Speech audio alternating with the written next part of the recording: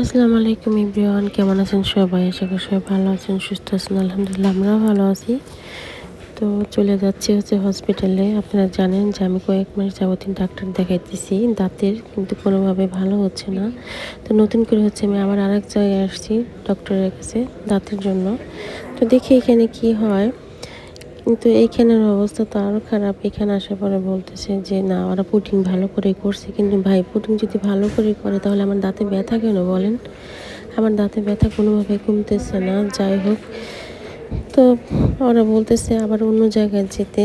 তো দেখি কি হয়। আমার আসলে এত কষ্ট হইতেছে, কি বলবো আপনাদের, বলে বোঝাতে পারবো না। দাঁতের সমস্যা যাদের আছে তারাই শুধুমাত্র বুঝবে। হসপিটাল থেকে বাসায় এসে এই যে রান্নাঘরে চলে আসছি। রান্না করা হচ্ছে চিকেন, আলু দিয়ে ঝোল করবো আর কি। আর এইটা হচ্ছে ইলিশ মাছের মাথা আছে, লেজ আছে, আর ইলিশ মাছ আছে 3-4 পিস। এটা দিয়ে হচ্ছে শাপলা দিয়ে রান্না করব। আর এখানে হচ্ছে কি আমি কাবাব বানাবো, এর জন্য আলু সেদ্ধ করে নিতেছি। আর এই যে চিকেন রান্না করার জন্য কড়াই বসাই দিছি, গরম হয়ে গেছে। এখন হচ্ছে এই পাশটাতে যে আমি চিকেন রান্না বসিয়ে দিছি। আর এইখানে হচ্ছে গিয়ে আমি রান্না করে নেব এখন শাপলা দিয়ে ইলিশ মাছ।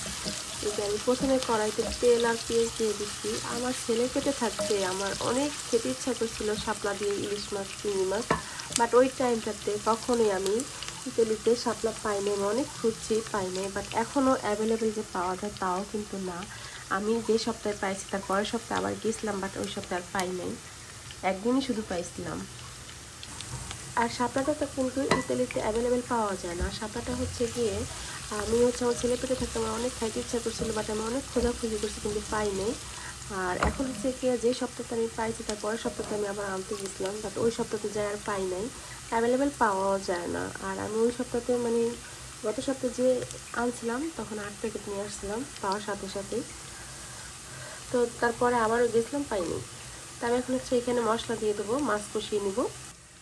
এই যে হচ্ছে শাপলাটা আমি হচ্ছে ফ্রিজ থেকে বের করে নিচ্ছি, মশলা কষিয়ে নিচ্ছি। এখন হচ্ছে মাছ দিয়ে দেবো। প্রথমে হচ্ছে মাথাটা দিলাম।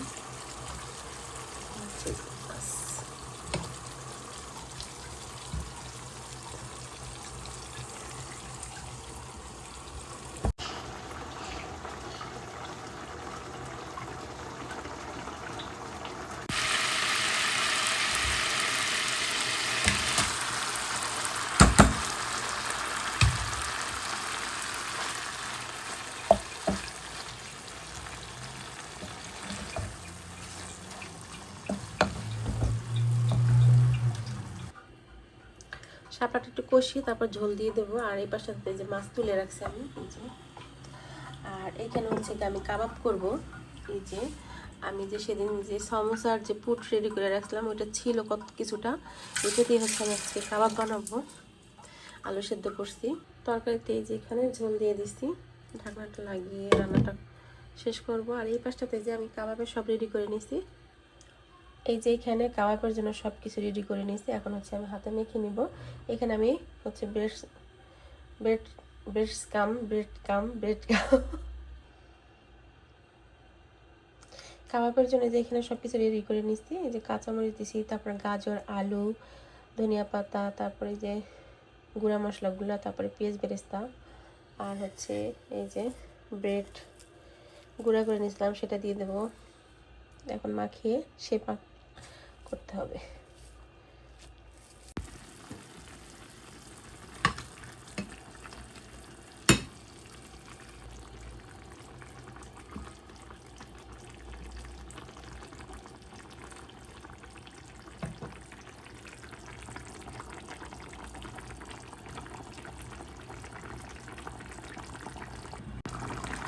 এই যে হয়ে গেল আমার শাপলা দিয়ে মজাদার মজাদার ইলিশ মাছের তরকারি। এই যে হয়ে গেছে।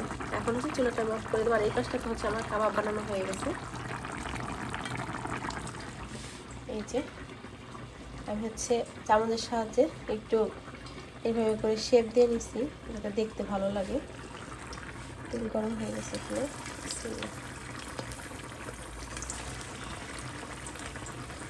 এখন এইভাবে করে চাইলে আপনি ডিপ করে রাখতে পারেন।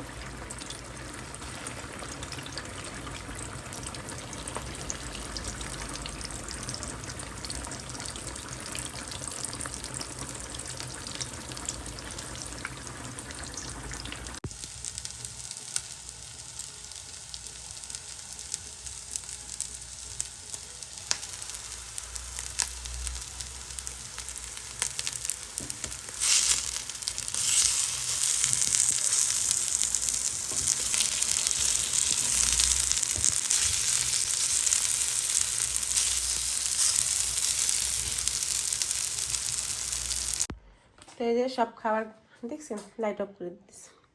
সব খাবার টেবিলে নিয়ে আসছি।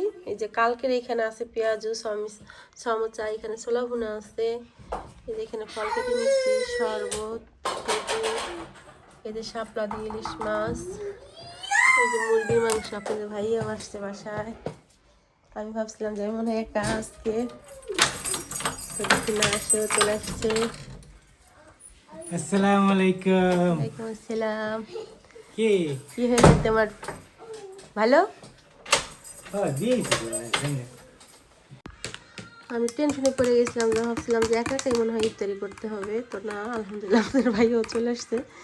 আর এই দেখেন কত খাবার টেবিলে। আমরা আজকে ভাত দিয়ে ইফতারি করবো। শরবত, হ্যাঁ খাও খাও খাও, আগামী দিচ্ছে খাও। আমি পাশটা বসে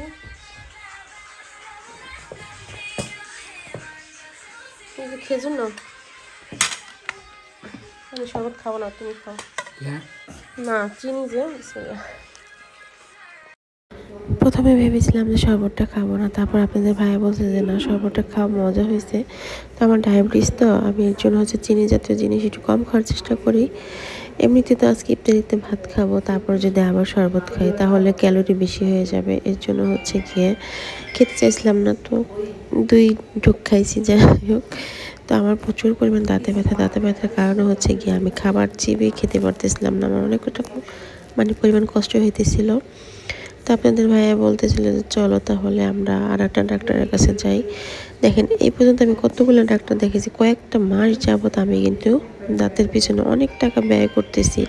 টাকা যাইতেছে, কিন্তু আমার যে কষ্টটা হইতেছে, এটা কি বলবো, আমার তো অনেক পরিমাণ কষ্ট হয়, আপনাদেরকে আমি বুঝাইতে পারবো না। আমি আবার এর ভিতর দুইটা বাচ্চাকে আমার সামলাইতে হয়, দাঁতে ব্যথা নিয়ে আমার অনেকটা পরিমাণ কষ্ট হয়। সংসারের কাজ বা সব কিছু করতে হয়।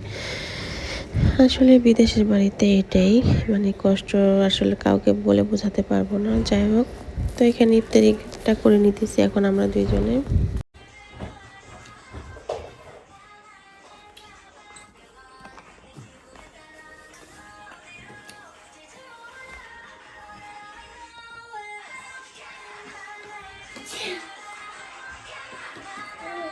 অনেক ফল আছে, হ্যালো,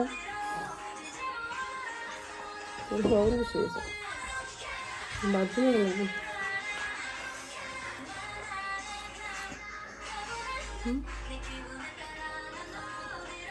একটু লবণ নিয়েছি, আমি একটু লবণ নিয়েছি না,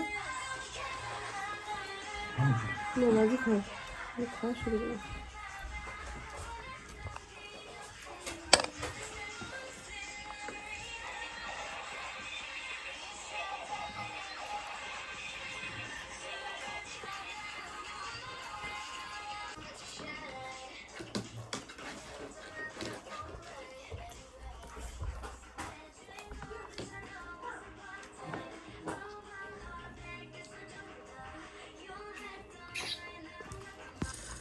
ইফতারি শেষ করে নামাজ আদায় করে ছেলের জন্য এখানে 5 দিনে রান্না করতে আসছি।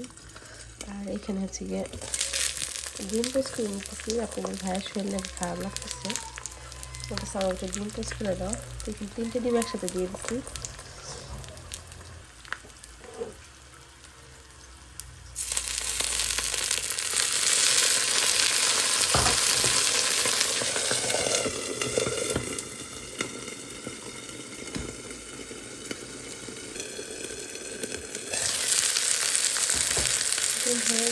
এই দেখেন, এইভাবে ডিম পোস্ট করে খেলে কিন্তু উপরে যে অংশটা না, এটা দেখেন কি সুন্দর সিদ্ধ হয়ে গেছে পানি দিয়ে করলে।